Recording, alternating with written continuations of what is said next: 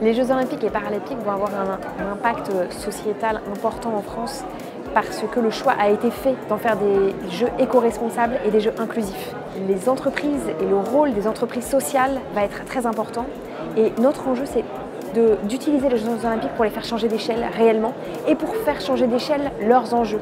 L'enjeu de l'inclusion, l'enjeu du verdissement, l'enjeu de changer aussi une économie pour qu'elle soit plus juste et plus durable. En termes d'enjeux pour le monde économique, c'est déjà de bénéficier des opportunités économiques. Ce qui n'est pas forcément si évident que ça, c'est d'avoir connaissance de tous les appels d'offres, de tous les marchés qui vont être lancés. Je dirais ensuite que les Jeux Olympiques, c'est un enjeu d'innovation, c'est une vitrine pour les entreprises de montrer leur savoir-faire en France et à l'international.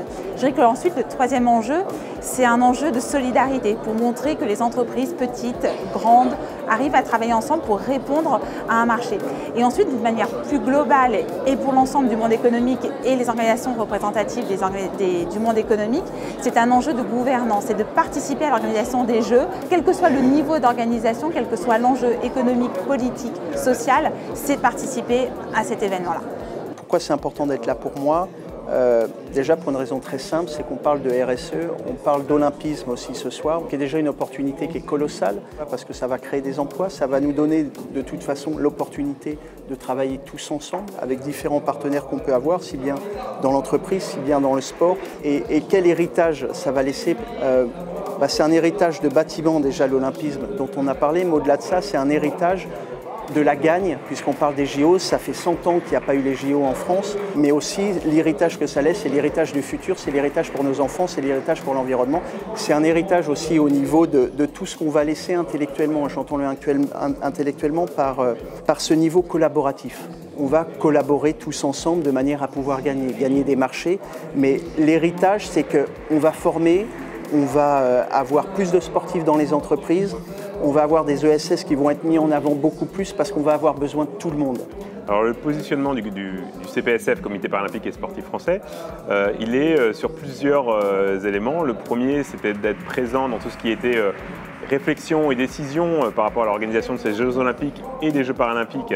Et donc, c'est d'être présent au sein de la gouvernance, on va dire, de ce comité d'organisation des Jeux Olympiques et Paralympiques de Paris 2024. Le deuxième élément clé, c'est travailler sur tout ce qui est accessibilité.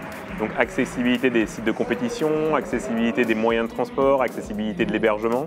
C'est vraiment d'essayer de travailler avec Paris 2024 et échanger sur tous ces moyens d'accès aujourd'hui pour les personnes en situation de handicap.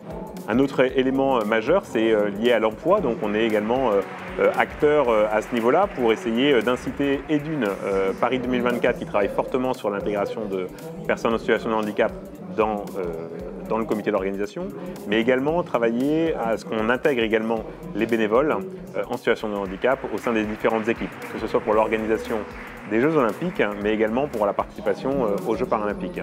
Pour résumer, c'est quelque part de faire un peu évoluer les mentalités pour que de plus en plus de personnes en situation de handicap puissent pratiquer un sport, faire évoluer les mentalités parce que tout à l'heure, on disait dans l'échange que le sport change la vie. Moi, je pense que le sport change également les mentalités et c'est quelque chose que je dis très régulièrement, mais c'est vrai qu'il y a une vingtaine d'années, on parlait de personnes en situation de handicap qui faisaient du sport. Aujourd'hui, on parle de sportifs de haut niveau avec un handicap et ça, on peut le retrouver dans beaucoup d'autres domaines. Dans le monde de l'entreprise, c'est la même chose.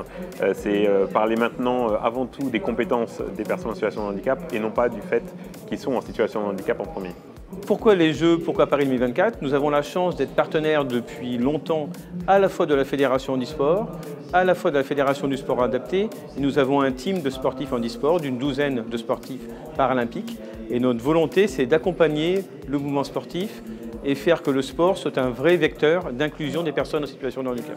La politique achat, la stratégie des achats de Paris 2024 ne va pas s'articuler autour d'une stratégie d'achat responsable, mais plutôt d'une stratégie responsable des achats. Ça veut dire quoi? Ça veut dire qu'on va axer notre effort sur 3 plans. Le premier plan, c'est le sourcing, parce qu'on veut que les TPE, PME, entreprises de l'économie sociale et solidaire, on veut que les acteurs aient accès à nos appels d'offres. Le sourcing sera donc un élément clé. Le deuxième aspect, ça va être pour nous de travailler en économie circulaire. Pourquoi? Parce que le projet de Paris 2024, c'est un projet éphémère par nature et qu'on désire, dès la conception de nos appels d'offres, dès la définition de nos besoins, on désire ouvrir les portes sur ce que seront les utilisations futures des biens que nous achetons. Le troisième point, celui qui va multiplier l'impact, c'est le fait qu'on va engager nos partenaires, ceux qui nous aident à financer les jeux et qui ont une puissance de feu bien plus importante et bien plus durable que Paris 2024. On va les engager à nos côtés, à travailler sur nos stratégies d'achat responsable, mais on va aussi avoir un héritage pour une durée beaucoup plus longue grâce au jeu qui aura été un marchepied pour beaucoup d'initiatives.